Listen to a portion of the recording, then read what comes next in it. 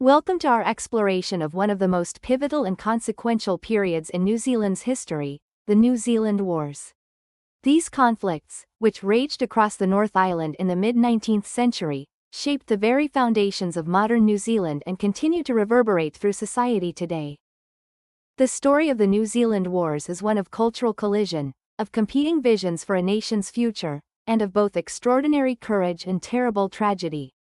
It's a story that challenges simplistic notions of colonialism and indigenous resistance, revealing instead a complex web of shifting alliances, innovative military tactics, and profound cultural exchange. Over the next hour, we'll dive deep into the causes, events, and lasting impacts of these conflicts. We'll meet charismatic leaders and ordinary people caught up in extraordinary times. We'll explore how new technologies and age-old strategies clashed on the battlefields. And we'll grapple with how these historical events continue to shape New Zealand's national identity and social fabric today. This is not a simple tale of settlers versus natives.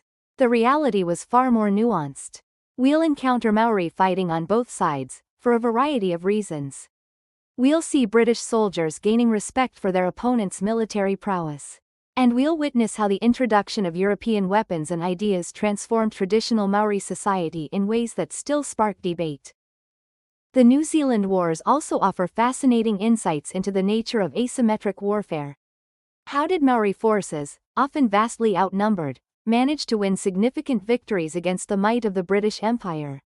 The answers involve ingenious fortifications, clever guerrilla tactics, and a deep understanding of the local terrain. Lessons that would influence military thinking for decades to come.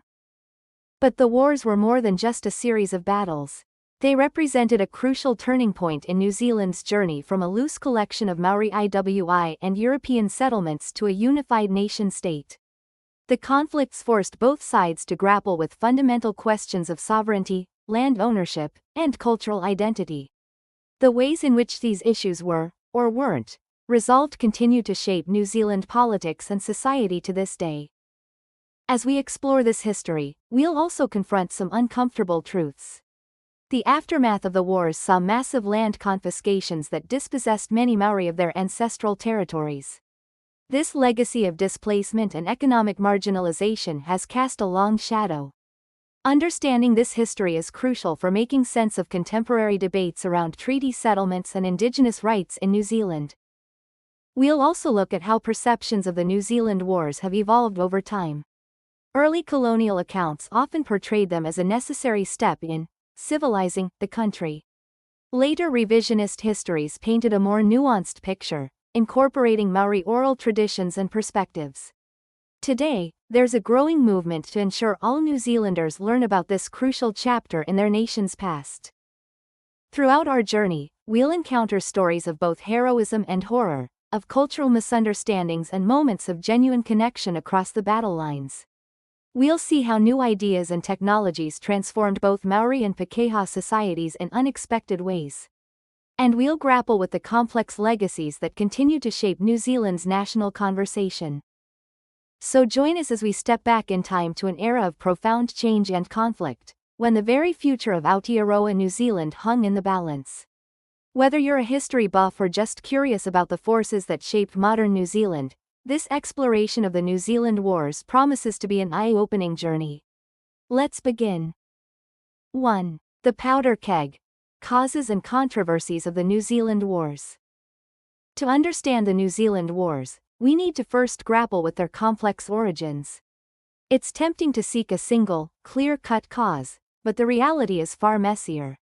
These conflicts arose from a volatile mix of cultural misunderstanding, competing claims to sovereignty, and disputes over land, all simmering in the aftermath of the hastily negotiated Treaty of Waitangi. Let's start with the land question. In the decades following the signing of the treaty in 1840, European settlement in New Zealand increased dramatically. The new colonial government, hungry for land to accommodate these settlers, began aggressively purchasing Māori territory. But there was a fundamental disconnect in how the two sides viewed these transactions. For many Māori, land wasn't just a commodity to be bought and sold. It was intimately tied to their identity, spirituality, and way of life. The concept of permanent alienation of land was often foreign. Many chiefs who sold land believed they were granting usage rights while retaining underlying ownership and authority. The government, on the other hand, saw these purchases as absolute and final. This miscommunication was exacerbated by some genuinely shady dealings. In Taranaki, for instance, the government's purchase of the Waitara block in 1859 ignored the objections of the paramount chief, Wairemu Kingi. This dispute would spark the first major phase of the New Zealand Wars. The government's attitude was summed up by Governor Thomas Gore Browne, who complained that settlers were insatiably greedy for land, and willing to obtain it, honestly if possible, but if that is not possible still they desire to have it. But land alone doesn't tell the whole story. Underlying these disputes was a more fundamental question of sovereignty. The Treaty of Waitangi, in theory, established British sovereignty over New Zealand. But the Maori language version that most chiefs signed used the term Kawanatanga, governorship, rather than a direct translation of sovereignty. Many Maori believed they were entering into a partnership, not surrendering their independence. This ambiguity came to a head with the rise of the Kingatanga, Maori King movement, in the late 1850s. Faced with growing land loss and marginalization, a coalition of Iwi united to elect a Maori monarch as a counterbalance to British power. The government saw this as a direct challenge to its authority, setting the stage for the invasion of the Waikato in 1863, the largest and most consequential campaign of the wars. The rapid demographic shift in New Zealand also played a crucial role. In 1840, Maori vastly outnumbered Europeans. By 1858, the populations were roughly equal. This change emboldened many settlers who began to view Maori autonomy as an unacceptable obstacle to progress. Racial attitudes of the time, which viewed indigenous peoples as inherently inferior, further fueled tensions. It's worth noting that these conflicts didn't pit all Maori against all Europeans. Some Iwi allied themselves with the government, while others remained neutral. Motivations on both sides were complex, often involving long-standing tribal rivalries or hopes of gaining advantages in the new colonial order. The role of religion adds another layer of complexity. The spread of Christianity among Maori in the preceding decades had profound effects. While some saw it as a unifying force, others developed syncretic movements like Pai Marir that blended Christian elements with traditional beliefs and anti-colonial resistance. Perhaps the most tragic aspect of the war's origins was the breakdown of what historian James Belich calls the middle ground, a period of relative cooperation and cultural exchange in the early years of contact. As settler numbers grew and the balance of power shifted, the willingness to accommodate Maori autonomy and customs diminished. An illustrative example of this shift can be seen in the events leading up to the Northern War of 1845–46.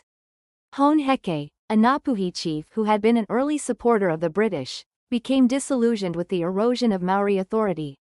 His symbolic act of repeatedly cutting down the British flag at Kororareka, Russell, encapsulated the growing tensions over sovereignty.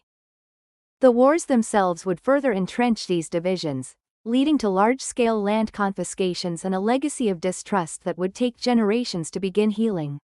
Understanding these complex origins is crucial for grappling with the conflict's long-term impacts on New Zealand society. As we delve deeper into the New Zealand Wars, it's important to remember that there's still vigorous debate among historians about the relative importance of various factors. Was land the primary driver, or was the assertion of sovereignty the key issue? The answer likely lies in a nuanced understanding of how these elements interacted and reinforced each other. What's clear is that the New Zealand Wars didn't erupt in a vacuum. They were the result of years of growing tensions, misunderstandings, and competing visions for the future of Aotearoa. By grappling with these complex origins, we gain a deeper appreciation for the challenges of cross-cultural encounter and nation-building, lessons that remain relevant in our increasingly interconnected world. 2. Warriors and innovators. Maori military prowess in the New Zealand Wars. When the New Zealand Wars broke out, many British officers expected a swift and decisive victory. They were in for a rude awakening. Despite being vastly outnumbered and outgunned, Maori forces repeatedly demonstrated remarkable military skill and innovation, often achieving victories that left their opponents stunned. At the heart of Maori military success was the modern pā. These fortifications were a brilliant adaptation of traditional Maori defensive structures, updated to counter the threat of artillery and infantry assault. A typical modern pā featured a complex system of trenches, bunkers, and firing positions, often built on carefully chosen high ground or ridgelines. The ingenuity of these fortifications was on full display at the Battle of Gate Pā in 1864. Here, Maori defenders under the leadership of Rawiri Puharake constructed a seemingly simple fort that concealed a warren of underground bunkers and communication trenches. When British forces launched their assault, they found themselves trapped in a deadly crossfire from hidden firing positions. Despite outnumbering the defenders by more than 10-1, the British suffered a humiliating defeat. What made the modern pā so effective? Several factors came into play.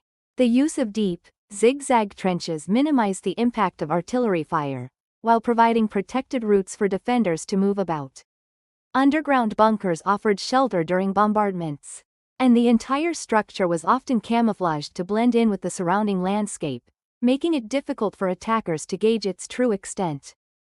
But the pā was more than just a defensive structure. It also served as a base for offensive operations. Maori warriors would use the pā as a secure position from which to launch raids and ambushes on enemy supply lines and isolated outposts. This combination of strong defense and mobile offense kept British forces constantly off balance. The effectiveness of the modern pā reached its zenith under the leadership of Rifa Taitokaworu during his 1868-69 campaign in South Taranaki. Taitokaworu's masterpiece was the fortress of Tauranga Ika, which one awestruck British officer described as demi-gorges, flanking angles, spurs, and traverses. That would have done credit to a European engineer. Beyond fortifications, Maori forces also excelled in guerrilla warfare tactics. They made extensive use of ambushes, often luring British troops into unfavorable terrain before striking. The dense New Zealand bush proved to be a perfect environment for these tactics, with Maori warriors able to melt away into the forest after lightning raids. A particularly effective tactic was the carefully staged withdrawal. Maori forces would occupy a pā, engage the enemy, and then retreat in good order before the position could be overrun. This preserved their fighting strength while forcing the British to expend enormous resources assaulting positions that were often abandoned by the time they breached the defenses. The adoption and mastery of European weapons also played a crucial role in Maori military success. The introduction of the musket in the early 19th century had already revolutionized traditional Maori warfare during the Musket Wars. By the time of the New Zealand Wars, many Maori warriors were highly proficient with firearms. But it wasn't just about guns. Maori quickly adopted and adapted other European military technologies. They learned to use captured artillery pieces, sometimes in highly unorthodox ways. There are accounts of cannon being dragged up seemingly impossible terrain to be placed in elevated positions within pā, giving defenders a crucial advantage. One of the most famous examples of Maori technological adaptation came during the Northern War of 1845-46. At the Battle of Ohiawa, Maori defenders under the leadership of Te Ruki Kawiti constructed palisades filled with water-soaked raupo, bulrush, which effectively absorbed the impact of British cannon fire. This innovative defense allowed the vastly outnumbered Maori to repel repeated assaults by British regulars. It's important to note that Maori military prowess wasn't just about copying European tactics. Traditional Maori martial arts and weapons continued to play a crucial role, especially in close-quarter combat.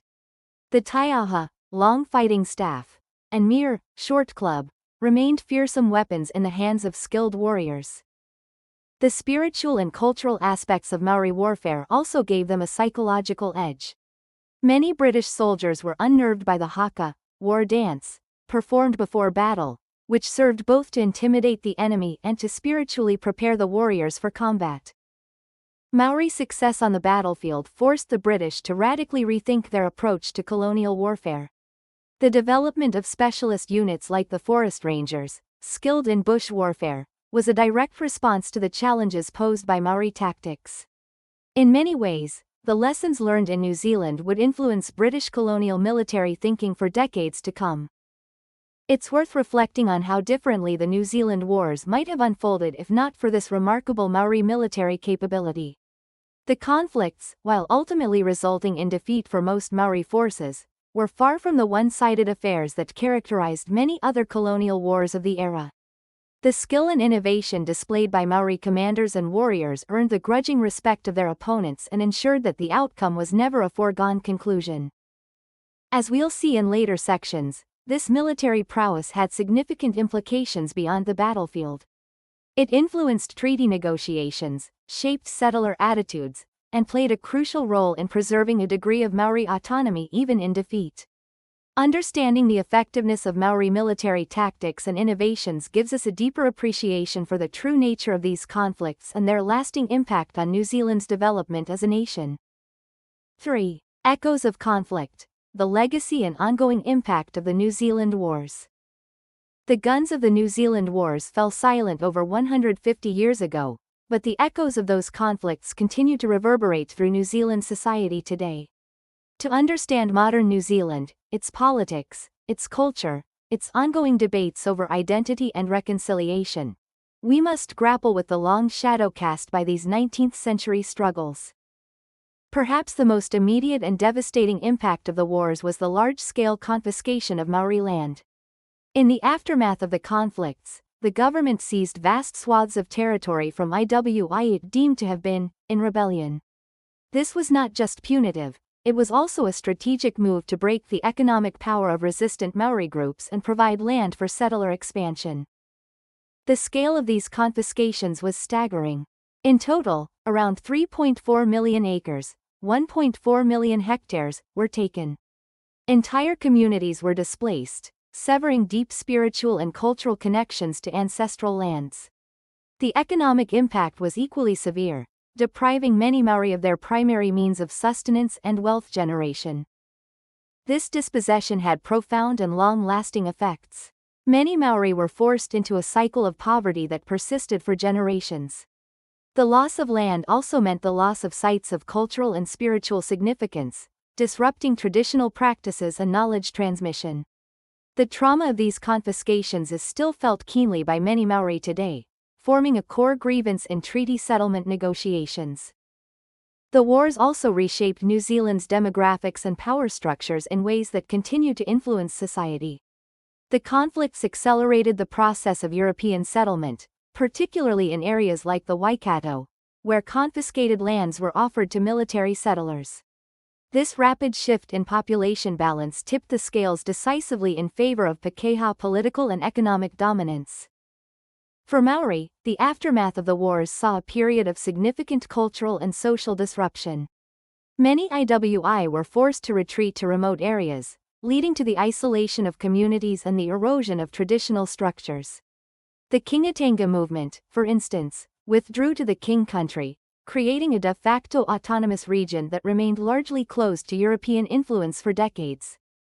The wars also had a profound psychological impact on both Maori and Pākehā. For many Maori, the conflicts and subsequent land loss engendered a deep-seated distrust of government institutions, a sentiment that in some cases persists to this day. Among Pākehā, the wars contributed to the development of a distinctly New Zealand identity, separate from Britain, though often still framed in opposition to Maori. One of the most significant long-term impacts of the New Zealand Wars has been on the Treaty of Waitangi and its place in national life.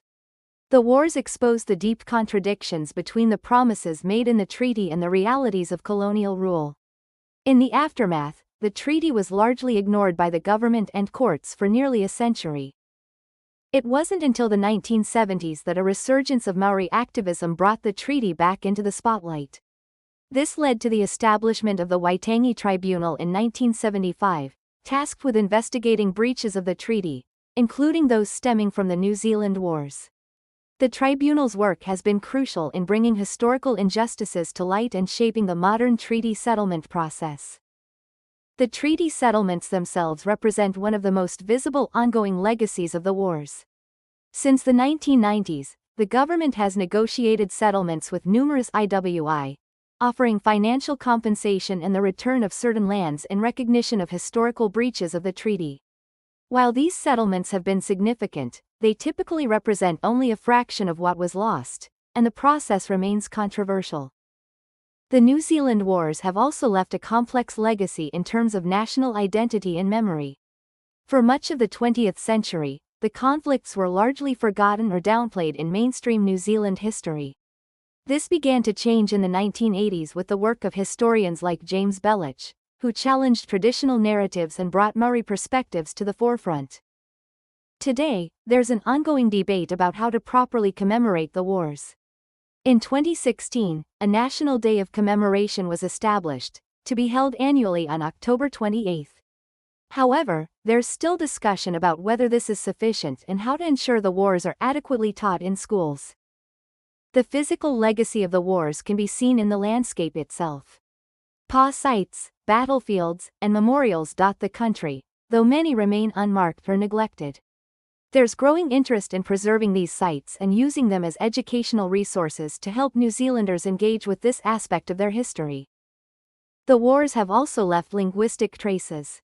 Many Maori loanwords in New Zealand English, such as pa and kupapa, Maori who fought alongside the British, entered common usage during this period.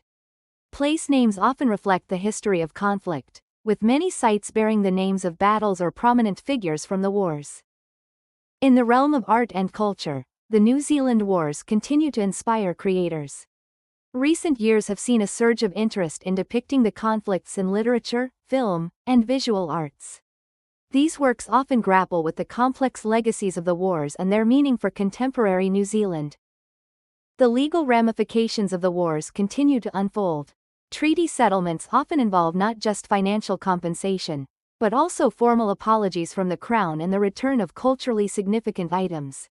In some cases, settlements have led to innovative co-governance arrangements for natural resources, reflecting a modern interpretation of the partnership principle in the treaty. Perhaps one of the most profound ongoing impacts of the New Zealand Wars is how they shape discussions of colonialism and Indigenous rights. The conflicts serve as a stark reminder of the violence often inherent in the colonial process, challenging sanitized narratives of New Zealand's past.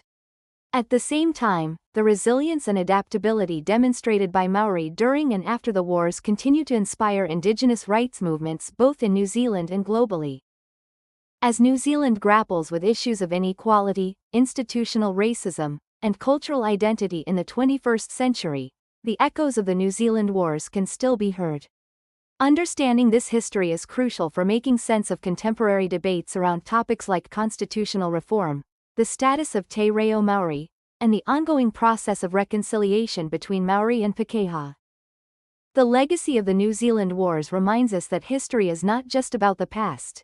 It's a living force that continues to shape our present and future. By confronting this complex and often painful history, New Zealanders have the opportunity to build a more just and inclusive society, one that truly honors the spirit of partnership enshrined in the Treaty of Waitangi. 4. Faces of conflict. Key figures and personalities of the New Zealand Wars. The New Zealand Wars were not just clashes of armies and ideologies.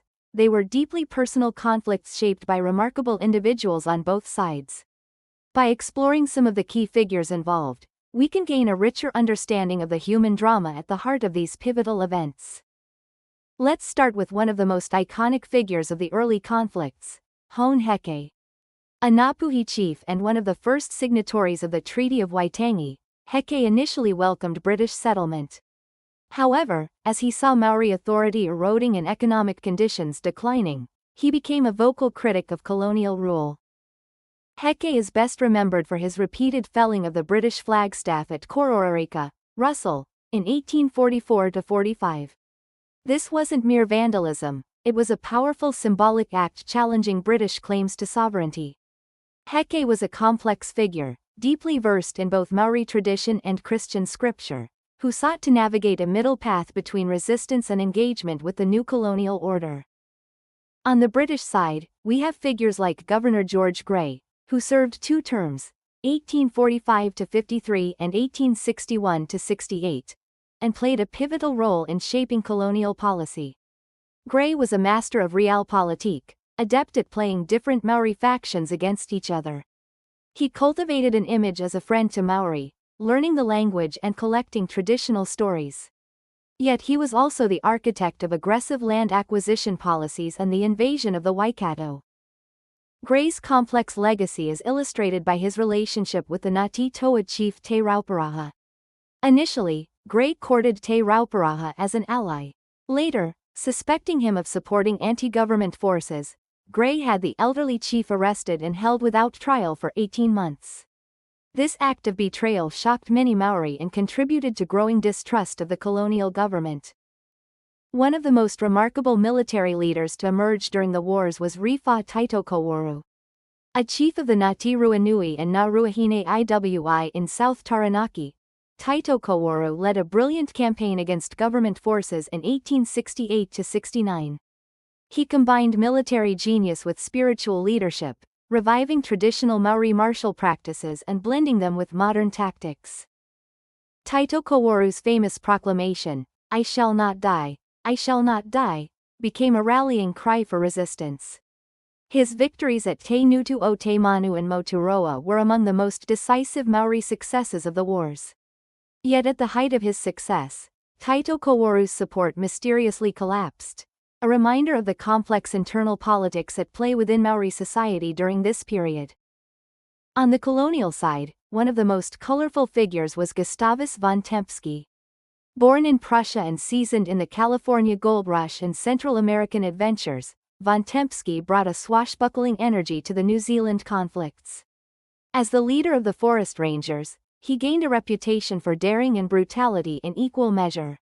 His death at Te Ngutu o Te Manu in 1868 became the stuff of colonial legend.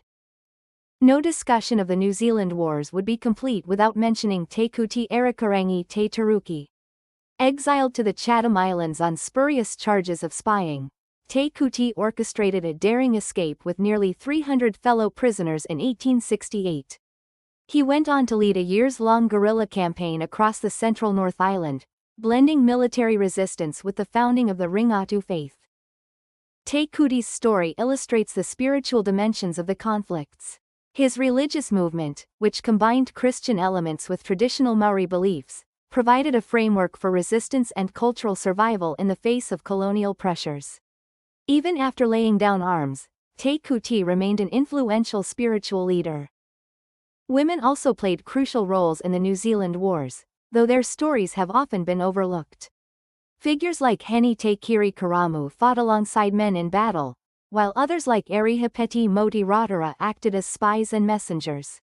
The prophetess Te Uahamene founded the Pai Marir faith, which became a major force in resistance to colonial rule.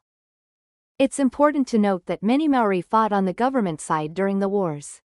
Figures like Ropata Wahawaha of Ngāti Porou led campaigns against other Maori, often motivated by a combination of tribal rivalries and strategic alliances with the crown. These kupapa, loyalist, Maori add another layer of complexity to our understanding of the conflicts. Even those who advocated for peace left their mark on the wars. The Tainui leader Wairmu Tamihana, known as the Kingmaker, for his role in establishing the Kingatanga, sought to find a peaceful accommodation between Maori autonomy and British rule. His eloquent letters to colonial officials provide some of the most insightful contemporary commentary on the conflicts. As the wars progressed, new leaders emerged who would shape the post-war era. Te Whiti o Rongomai and Tohu Kakahi, the founders of Parihaka, developed a philosophy of nonviolent resistance that would have profound influence. Their peaceful opposition to land confiscations in the 1870s and 1880s represents a different kind of heroism in the face of colonial aggression. On the settler side, figures like Julius Vogel rose to prominence in the aftermath of the wars. As premier in the 1870s, Vogel's program of borrowing in public works, which included offering free passage to immigrants, accelerated the transformation of New Zealand's demographics and economy. Each of these individuals, and many others not mentioned here, brought their own motivations, strengths, and flaws to the crucible of the New Zealand Wars. Some fought for land, others for sovereignty. Some sought accommodation, others in compromising resistance. Their stories remind us that history is not an abstract force, but the result of countless human decisions, ambitions, and struggles.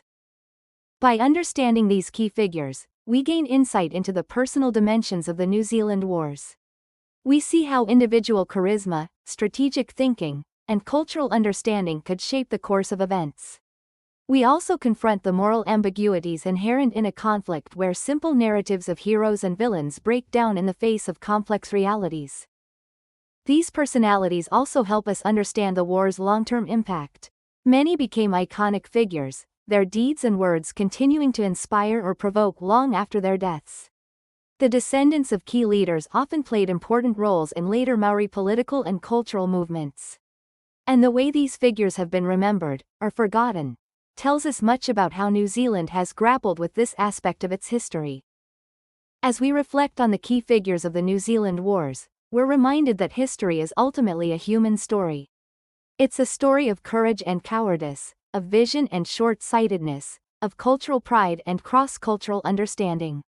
By engaging with these remarkable individuals, we can better appreciate the full complexity of this pivotal period in New Zealand's past. 5. Shifting perspectives. The evolution of historical interpretations of the New Zealand Wars. Our understanding of the New Zealand Wars has undergone dramatic shifts since the conflicts ended in the 1870s. These changing interpretations reflect not just new historical evidence, but also broader shifts in New Zealand society and the way it grapples with its colonial past. By examining how views of the wars have evolved, we gain insight into New Zealand's changing national identity and the ongoing process of reconciliation between Māori and Pākehā. In the immediate aftermath of the wars, the dominant narrative was one of colonial triumphalism. Official histories and popular accounts portrayed the conflicts as a necessary step in the civilization of New Zealand. Maori resistance was often characterized as irrational or driven by savagery, while British and colonial forces were cast as heroic bringers of progress. This perspective is exemplified by the works of early historians like T.L. Buick, whose New Zealand's First War, 1926, framed the Northern War of 1845–46 as a clash between civilization and barbarism. Such accounts often emphasized military heroics on the British side while downplaying or misrepresenting Maori motivations and achievements. This triumphalist narrative began to be challenged in the mid-20th century. The work of historians like Keith Sinclair in the 1950s and 1960s brought a more sympathetic view of Maori resistance, framing the wars as a tragic but perhaps inevitable clash of cultures. While still largely told from a Pākehā perspective, these accounts began to acknowledge the complexity of Maori society and the legitimate grievances that led to conflict. A major shift came with the Maori Renaissance of the 1970s and 1980s. This period saw a resurgence of Maori cultural pride and political activism, which had a profound impact on New Zealand historiography. Maori scholars and activists challenged Pākehā-centric narratives, insisting on the inclusion of Maori perspectives and oral histories. This shift is perhaps best exemplified by the groundbreaking work of James Belich. His 1986 book, The New Zealand Wars and the Victorian Interpretation of Racial Conflict, dramatically reframed understanding of the conflicts. Belich argued that Maori had been far more militarily successful than previously acknowledged, and that the wars were fundamentally about sovereignty rather than just land. Belich's work, and the television series based on it, brought the New Zealand Wars back into public consciousness after decades of neglect. It sparked fierce debate and opened the door for a wave of new scholarship that continues to this day. The 1990s and 2000s saw an increasing focus on local and IWI histories of the wars. Works like Danny Keenan's Wars Without End, 2009, emphasized the need to understand the conflicts through the lens of specific Maori communities and their experiences. This approach highlighted the diversity of Maori responses to colonial pressure and the complex internal politics at play. In recent years, there's been growing attention to the war's long-term impacts and their connection to contemporary issues. Historians like Vincent O'Malley have drawn direct links between 19th-century land confiscations and modern-day inequalities between Maori and Pākehā. This has helped fuel calls for greater public education about the wars and their ongoing relevance. The incorporation of Maori concepts and worldviews into historical analysis has been another important development. Scholars are increasingly recognizing the need to understand events not just through Western historical frameworks, but also through Maori concepts of time, spirituality, and connection to land. Digital technologies have opened up new avenues for exploring and presenting the history of the New Zealand Wars. Online databases, virtual reality reconstructions of battle sites, and digital mapping projects are allowing both researchers and the general public to engage with this history in novel ways. There's also been a growing recognition of the global context of the New Zealand Wars.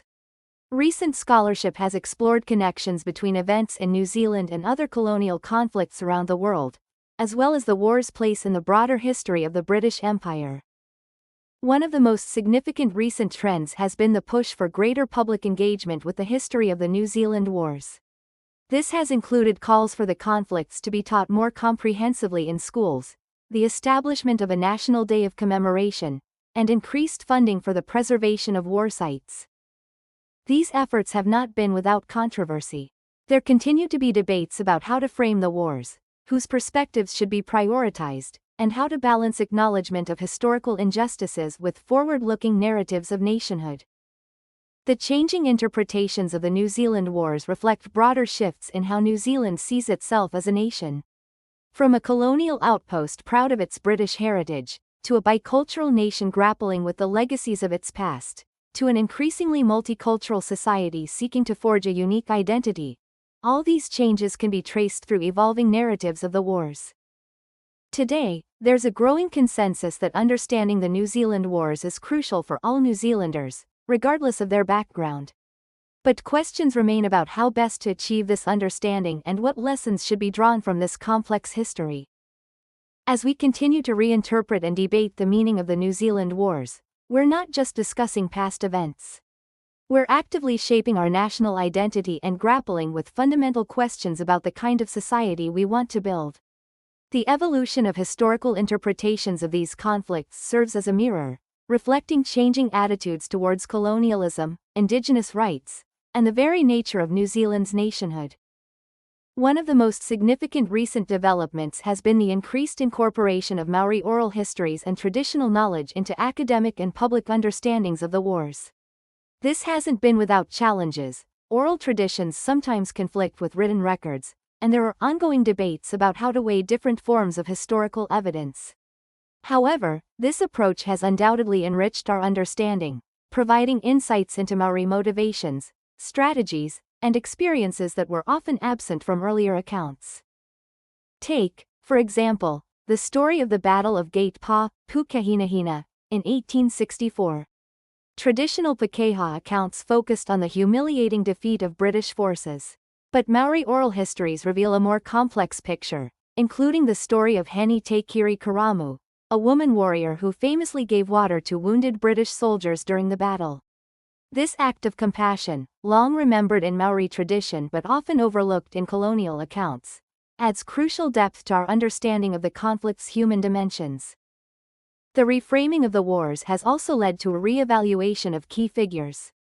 Colonial heroes like Gustavus von Tempsky have been subject to more critical scrutiny, while Maori leaders like Taito Kaworu have been recognized for their military and strategic genius.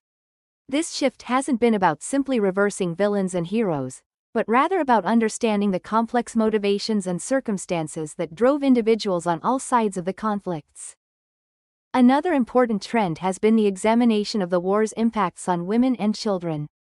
Traditional military histories often overlooked these groups, but recent scholarship has highlighted their crucial roles, from maintaining economic production in wartimes to serving as combatants themselves, as well as the devastating effects of the conflicts on Maori whānau, families, and social structures.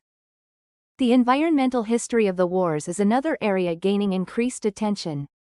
Scholars are examining how the conflicts shaped the New Zealand landscape, from the construction of military roads that opened up the interior for settlement, to the destruction of cultivations and forests as tactics of war. This approach helps us understand the wars not just as a human conflict, but as events that fundamentally altered the relationship between people and the land. One of the most heated areas of ongoing debate concerns the overall framing of the New Zealand Wars.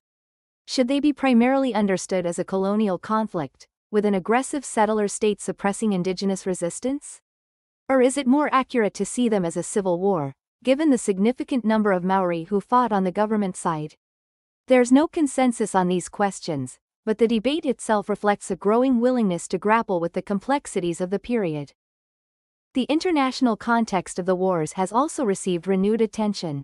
Historians are increasingly placing the New Zealand conflicts within the broader pattern of indigenous resistance to European colonialism in the 19th century.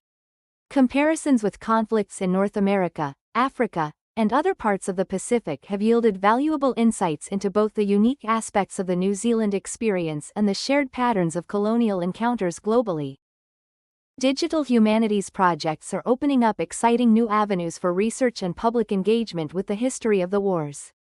Geographical Information System, GIS, mapping of battle sites and troop movements, 3D reconstructions of fortifications, and online databases of soldiers and casualties are all enhancing our ability to visualize and understand the conflicts in new ways. One particularly innovative project is the development of virtual reality experiences that allow users to visit historical battle sites and explore them from different perspectives. This technology has the potential to make the history of the New Zealand Wars more accessible and engaging, especially for younger generations. The question of how to commemorate the wars remains a contentious issue. The establishment of a National Day of Remembrance in 2017 was a significant step, but debates continue about the form such commemorations should take. Should the focus be on reconciliation, on honoring the dead on all sides, or on acknowledging historical injustices? The way these questions are resolved will say much about New Zealand's evolving national identity. The push for greater education about the New Zealand Wars has gained momentum in recent years. In 2019, the government announced that New Zealand history, including the wars, would be taught in all schools by 2022. This decision was widely welcomed, but it has also raised challenging questions about curriculum design, teacher training, and how to present this complex history to young learners. Recent years have also seen increased attention to the war's relevance to contemporary issues. Historians and activists have drawn direct lines between 19th-century land confiscations and modern-day disparities in wealth and health between Māori and Pākehā. This has sometimes been controversial, but it reflects a growing understanding that the impacts of historical events continue to shape present-day realities. The evolving interpretation of the New Zealand Wars is not just an academic exercise. It has real-world implications. Treaty of Waitangi settlements, which seek to address historical injustices including those stemming from the wars, rely on agreed historical narratives. As our understanding of the conflicts changes, so too do the frameworks for addressing their legacies. As we look to the future, it's clear that our understanding of the New Zealand Wars will continue to evolve. New research methodologies, changing social attitudes, and the ongoing process of reconciliation between Māori and Pākehā will all shape how these pivotal events are interpreted and remembered. What's certain is that the New Zealand Wars can no longer be relegated to a forgotten chapter of history. They are increasingly recognized as central to understanding the formation of modern New Zealand, with legacies that continue to resonate today. By grappling honestly with this complex and often painful history, New Zealanders have the opportunity to build a more inclusive and just society, one that truly honors the promise of partnership embodied in the Treaty of Waitangi. The journey of reinterpreting the New Zealand Wars is, in many ways, a microcosm of New Zealand's broader journey as a nation. It reflects the challenges of confronting a colonial past, the struggle to create a genuinely bicultural society, and the ongoing process of forging a unique national identity. As this reinterpretation continues, it will undoubtedly play a crucial role in shaping New Zealand's future. As we've explored the complex history and ongoing impact of the New Zealand Wars, several key insights emerge. 1. The conflicts were rooted in fundamental disagreements over sovereignty, land ownership, and cultural values, issues that continue to shape New Zealand society today. 2. Māori military innovations and strategic thinking challenged colonial forces, forcing a re-evaluation of traditional European military tactics. 3. The wars had profound and long-lasting effects on New Zealand's demographics, power structures, and economic landscape, particularly through large-scale land confiscations. 4. Our understanding of the conflicts has evolved significantly over time, reflecting broader changes in New Zealand's national identity and approach to its colonial past. 5. The legacies of the New Zealand Wars continue to influence contemporary debates around treaty settlements, education, and social inequality. These insights collectively highlight the central role the New Zealand Wars played in shaping modern New Zealand. They underscore the importance of grappling honestly with difficult aspects of history and the potential for historical understanding to inform current policy and social relations. Looking forward, the ongoing reinterpretation of the New Zealand Wars offers valuable lessons for other societies dealing with the legacies of colonialism and cultural conflict. It demonstrates the power of incorporating diverse perspectives into historical narratives and the importance of connecting historical events to contemporary issues. We encourage viewers to share their own thoughts and experiences related to the New Zealand Wars in the comments. How has learning about this history affected your understanding of New Zealand? What lessons do you think can be drawn from these events? If you found this exploration valuable, please consider subscribing to our channel for more in-depth looks at pivotal historical events and their cultural implications. We're always eager to hear suggestions for future topics that explore the rich tapestry of human experience through the lens of history and culture. Remember, understanding our past is crucial for navigating our present and shaping our future. By engaging with complex histories like the New Zealand Wars, we can foster greater cultural awareness, critical thinking, and a more nuanced appreciation of the forces that shape our world. Thank you for joining us on this journey through a pivotal chapter in New Zealand's story.